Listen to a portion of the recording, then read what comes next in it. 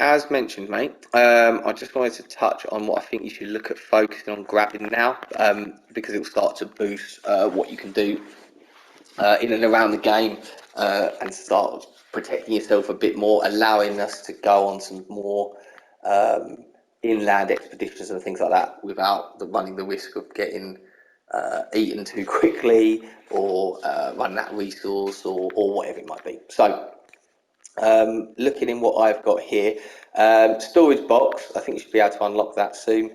Your storage box, or yes, storage box, it's a large one, I think it is, allows you like to store 45 things rather than I think 15 in the little one. So you'll start accumulating so much stuff. Some stuff you'll just want to get rid of, some stuff won't be useful to you any particular time soon, but you might need it later on.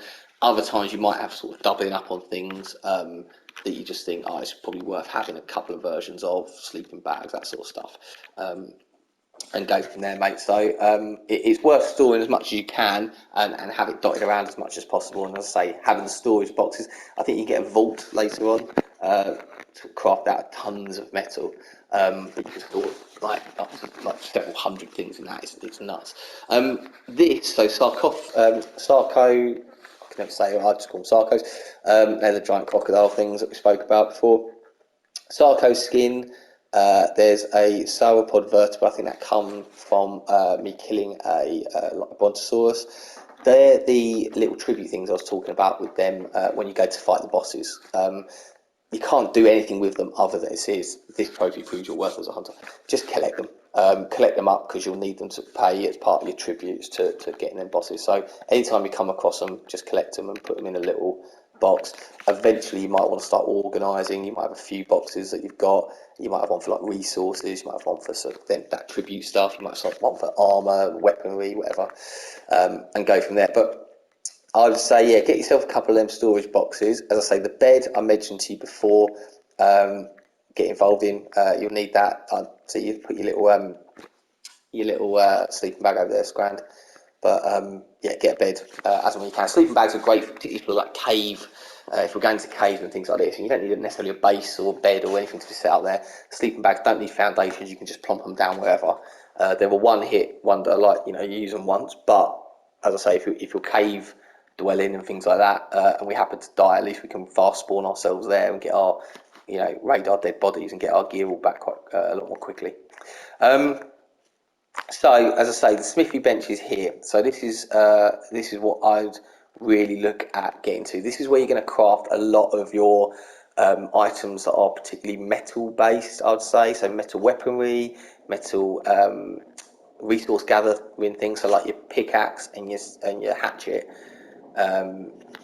You can what have I got here? So your pickaxe and your hatchet you can get metal versions of. Metal pick, there's a metal hatchet, I'll put a little skin on that one, but and you can just get better versions of them. If you get the metal ones, when you're mining metal particularly, I think you need a metal pickaxe to actually mine the metal. They're more durable than your standard ones that you get, and as I say, they will gather more resources for you, which makes everything a lot quicker. In order to get them, or certainly in order, first of all, to get the smithy, we're going to need one to unlock it, and we're going to need to gather metal and forge the metal in order to do that. First and foremost, if you go into your inventory with circle, where you'll see the engram thing pop up as you leveling up anyway, you can get into that normally by using the old touchpad again from here. Before we get to that, I'll just quickly explain. If you touch touchpad, if you look at the top of the screen, it will circle through the options before taking you back to your inventory. A quick note on these. So these are your Explorer notes. You'll come across these, or you might come across these on the islands. I've come across a few. I've got so many more to discover and whatnot. They basically fill in a bit of info from the storyline perspective of Ark, what Ark is, why it's there, and adds that story element to it. You don't need to worry about them too much. What I would say is pick them up as and when you find any. They're usually like little loot crates or little crate boxes, or just randomly dotted around. You'll know when you see them, the little triangle will pop up to pick it up. Pick it up as and when, and because what it does is it gives you like a 10-minute boost to your XP. So it's kind of worth having, particularly in them early stages while you're looking at leveling up. I've kind of set the leveling up stats and things like that a bit easier for us here, particularly for yourself, so you're not spending ages and ages churning things, or whether you can start to see a bit of progress making your way through the game without the official server settings or the official like single player settings that you get given at the start. That just takes a little bit longer. Like you should be gathering a few more resources than you would be able to normally, because I've changed that slightly. I've tried to speed up a bit of the taming process, etc., without making it too easy. But at the same time allowing you, if you've got all day, every day to play, it's a bit different, but that's the way I did it. But as I say, they're your Explore Nodes. I won't worry too much about them. This is your Tame in Progress thing, which that is a thing they've recently added, and actually your tribe, because we're now a tribe, anything you or I are taming will appear on here.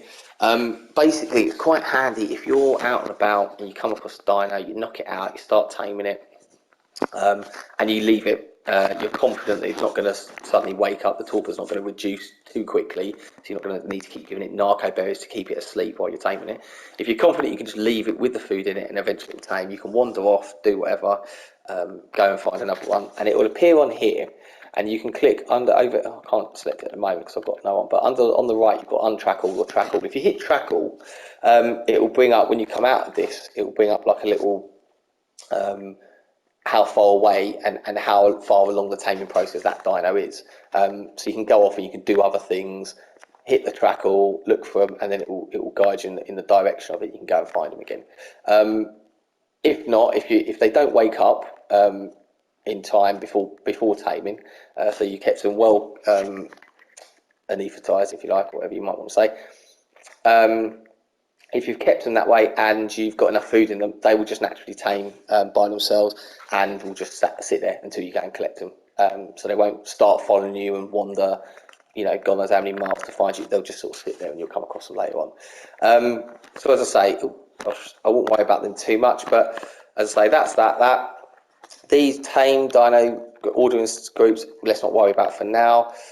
Elite crews, our little tribe log. You're the first little tribe member I've had, which is cool. So the tribe settings and that are all relatively new for me, but from what I gather from how I set it up, we can sort of share resources, we can share dinos, sort of keep, look after each other, that sort of thing.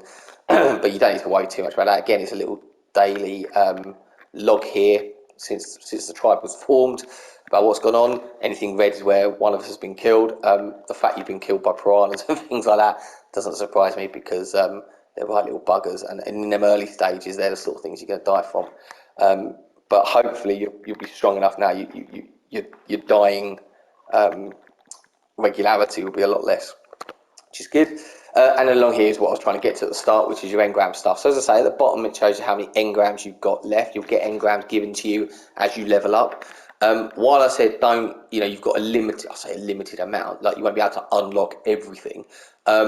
You've got more than enough to unlock what you need. So you don't need to be miserly with it or anything like that. My advice would just be unlock things as and when you need them. It will take you into this when it says level up. You just hit circle, it will take you out of it. You don't have to, you're not compelled to spend all your engram points all at once. As I say, I've got 350 down there to spend. And actually I reset a lot of mine. You can use like a mind wipe tonic that I had to build, because I wanted to keep my 100 odd leveling up points, but I wanted to redistribute them around slightly. So you can use this tonic once every 24 hours or something if you need, and it just wipes everything you know, all the engrams you've learned, and all your level up points, level up stats, but it keep the points for you to allocate out. So in here, I've allocated your health, your stamina, your oxygen. You can reallocate them around if and when you need them. And sometimes you might find, particularly at the beginning, you've pumped loads into oxygen, for example. And really, as you level up and you get into like scuba gear and things like that, the oxygen you don't really need to worry about at all. So you might want to just sort of mind wipe that and change it. But as I say, it will mean you forget a lot of these engrams. So there's engrams in here that are blacked out that I've previously learned. Paintbrush, even, for example. But actually now I probably won't bother with necessarily. Paintbrush is quite good. You can add a bit of personality customization to things, but I'm not going to worry about too much about it now. Stimulant I probably will need. Certain things like foundations and ceilings, I think you might have unlocked some for yours. They're quite good if you want to build certain huts and whatnot. But as I say, as and when you need them, unlock them then. Other ones here, like you learn on Genesis, learn on Sculpture, the Aberration, these are all other maps. Okay, and what I'd say about these is that while you can learn them on there and you can bring those skills over to, say, the island, this map, or vice versa, you don't need it. All of these things here, I think that's an oil pot or an oil jar. You don't need it. A lot of these things that you learn on these other ones are specific for that map. And while you can, I think that's a boomerang, you can make use of it here on the island. You don't necessarily need it. You're not going to come up against a lot of things that you need to learn that for. So don't worry about when it says learn on Scorched Earth. We don't need to worry about any of them at this particular moment. Things like a wooden cage, you can imprison victims in, and people, again, we're doing PvE, not PvP, so I probably wouldn't worry about that or necessarily the war drums and whatnot. So as I say, like, fiddle around with what you want, but really what you want to focus on, I think it's level 2, yeah, so 20 is where we start getting into your good stuff. Refining forge is what you need for your metals, turning your metal into metal ingots, and then when you've got enough metal ingots, as you see here on your smithy, you can unlock it. And to craft one, you need hide, you need 5 metal ingots, stone, and wood. So to get your metal ingots, you will need this forge, or a forge of this kind, and you'll need to put, so if I hold it down and go access inventory, you will need to put in a fuel, so in this case spark powder. I think you can use thatch and maybe stone. And actually sometimes if you combine, like if you use fuel such as if you put in oil and hide, it will create petroleum. You don't need to worry about that for now, but the point I'd make is just fill it up with this sort of fuel. Spark powder you make, if you haven't got one yet, get a pestle and mortar. I've put it in a really awkward place, so again, placement is quite key at times to get access to it. But spark powder is here, and it's made in pestle and mortar, and you combine flint and stone. In this case, you need 2 flint. I've happened to have 2 1/6. I need 1 stone. I don't have any stone. I can put stone in there if I have any stone. So take this stone out. Pestle and mortar. This is an terrible placement there, but anyway. And now that it's highlighted up, as you know. Now, obviously, double click once on X. Double click the X. It will create one version of it. Now, most times it will just give you, like, so you double click that to create one. It will give you one. Spark powder, it will give you 2 each time, which is quite handy. Up in that top right corner where it says right above inventory, it says take all items, craft 1. I think craft 1 is at R2. I just tend to double click X. Craft all is 19 and craft 5 is square. So if you want to just do 5 at a time rather than just the 1, obviously use a square. If you've got enough resources to create and you want to create everything you can of it, hit that triangle and you go spark powder actually creates quite quickly. Once you've got spark powder, take it out, obviously, pop over to here. Actually, hold down, if you've got nothing in there, it will go automatically to it. Because I've got some spark powder in it, it gives me the option of light fire, like the campfire. Hold down the triangle, move across to inventory, and then plop your spark powder in there. And then what you need is metal. Now, what I would say is you need, okay, that's not a good example, but you need 2 metal to create 1 metal ingot. Okay, so I could light the fire now, it won't create anything. As long as I had 2 in there, I'd do it, I'd light the fire, and I'd give it a few minutes, similar to the campfire. It will then give me a metal ingot, which will look like this. Boom. Have I got any metal in here? No. So that's a metal ingot there. I've already got 9, I've got another 300 or whatever there, I've churned away at them. But that's what you need, and that's what you'll need. You'll need 5 of them to start, and some hide, I think it is, and wood to create. Actually, if you go in here, you'll see that you'll start having loads of stuff you can do. Actually, you can scroll up here to search. You can put, like, say, Smithy in, or Smith.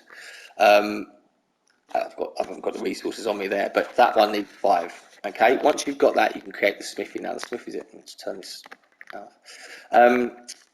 The Smithy is, as I say, it's what you go to. It's your go-to for all your metal stuff. Really, you will find you'll be able to create guns in here. So you go weapons, firearms. If you've got the resources for it, so there's a simple pistol, 15 hide, 60 metal ingots, and 5 wood. You've got shotguns in here. You've got long neck rifles. These are your basic guns, I would say. Obviously, guns need ammo, so you can do that. Ammo's in there, and to create ammo for the handgun, for the simple gun, pistol, you just need some gunpowder. You need 6 gunpowder, and you need 1 metal ingot. You've also got ammo for your rifle, your shotgun, harpoons in there, and things like that. And you've got tranks, which we'll come to further down the line. That's your gunpowder there. To create gunpowder, back to your pestle and mortar actually, you combine spark powder with charcoal. So you'll have been collecting, actually I might have charcoal in here. You'll have been collecting this charcoal from campfires, and you probably have no idea what to necessarily do with it. The charcoal is, as I say, what's needed once you start getting up to that level to create gunpowder. So plonk that in there, your gunpowder comes up there, and then craft all, and then it gives you your gunpowder. So that's your basic things. That's what I'd focus on getting for now, mate. As I say, the forge, probably a pestle and mortar, get a proper bed in. Storage boxes, you build a couple more of them, and then this smithy, and then you can start. There'll be certain things that you look at your press the wrong button. Your engrams that you might want to unlock, and if you scroll down to, let me give you an example. Where's the guns? Metal pick's a good idea. Once you've unlocked it, see where it's got the engram, it's got the description of it in yellow, can only be crafted at smithy. That shows you that you have to have a smithy, go to your smithy, and build it from there. One other quick thing while we're up here, I'll touch on is this storage box.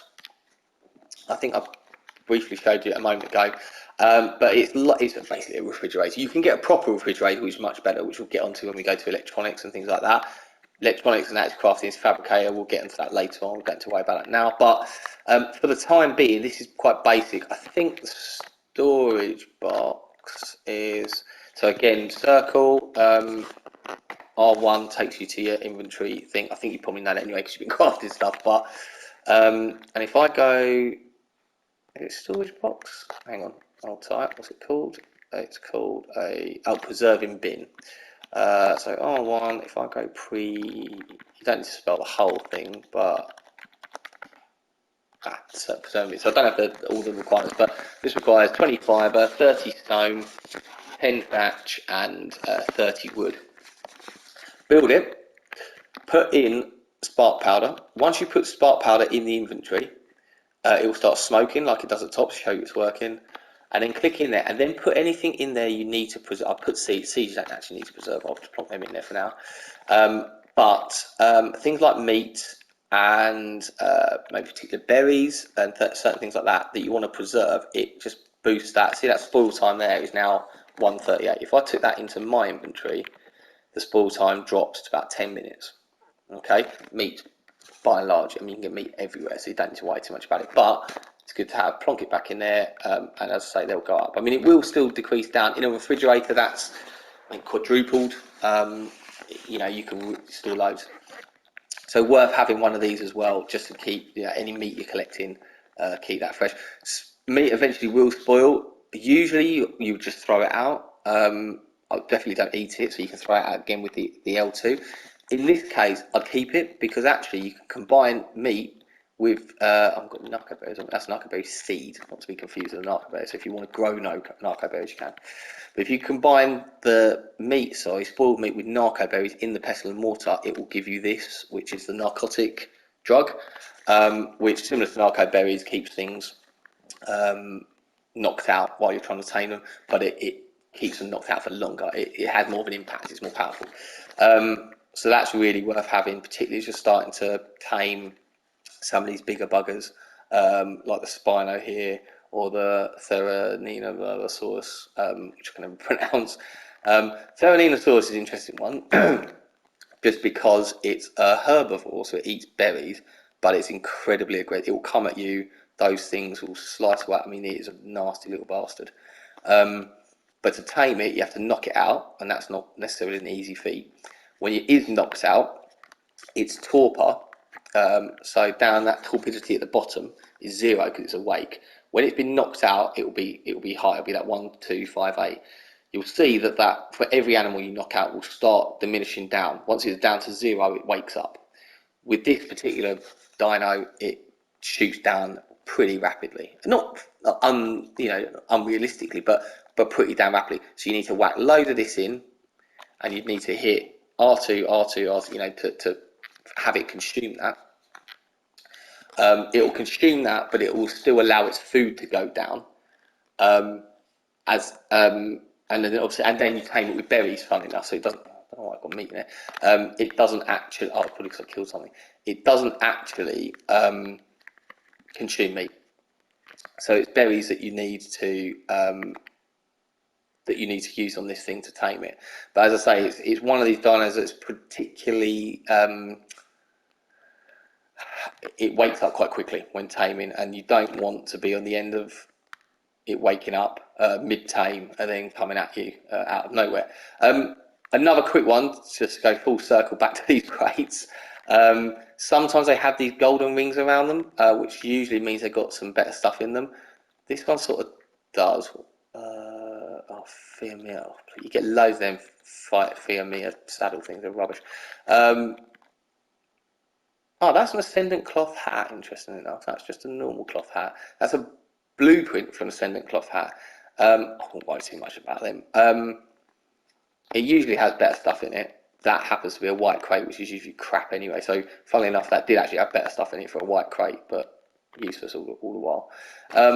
But worth having, by and large. But as I say, I think that pretty much sums up what I'd say if I were you, would focus on for the time being. I think I mentioned yesterday about that island over there. Got a little spyglass here. I can't see it now. That island, basically, if you can get across to that, you could fly over to it, but it's quite fun building a little raft and going over to it on a raft. It's got tons of resources, particularly metal resources. So if you're looking at gathering metal, and you want to put them into a forge and bring the metal ingots over or create what you need to, I would focus on that, because around here, while you can get metal from a lot of these rocks, you'll get it'll be in such small. So use your pickaxe. It'll be in such. See there, 1 metal, 3, 4. I mean, you'll get a bit, but you won't get a huge amount. If you find the metal rocks, which are gold in colour, I might do a little demonstration of finding one for you later on. But they're the ones you want. They'll give you tons of metal. Again, you can use particular dinos to gather that resource better. I think like Anklos, which you'll come across with a big club at the end of their tail, and a couple of other dinosaurs are great at collecting them. But in the meantime, as I say, I would focus on getting what you need to get there, build that smithy, try and get some guns. Even them primitive basic guns will be a hell of a help to it. And then, as I say, focus on maybe, I mean, I can go with you, but, what have I done there? Maybe trying to get over to that island there, because there's loads of resources on it. There's nothing that's going to attack you. Actually, it's not a bad little base camp. I mean, it's right at the bottom of the map, so you're not going to do a huge amount of it's there over there where the arrow's pointing into that island. It's a bit of a way out of that, but I found it really useful for getting metal early game, getting a lot of metal in, and have this little forging camp, I guess, over there while you're building up some resources. And then eventually we can start going in, we can explore what these big terminal things are, and we can start doing some light little cave dwelling and look around a bit. All right then.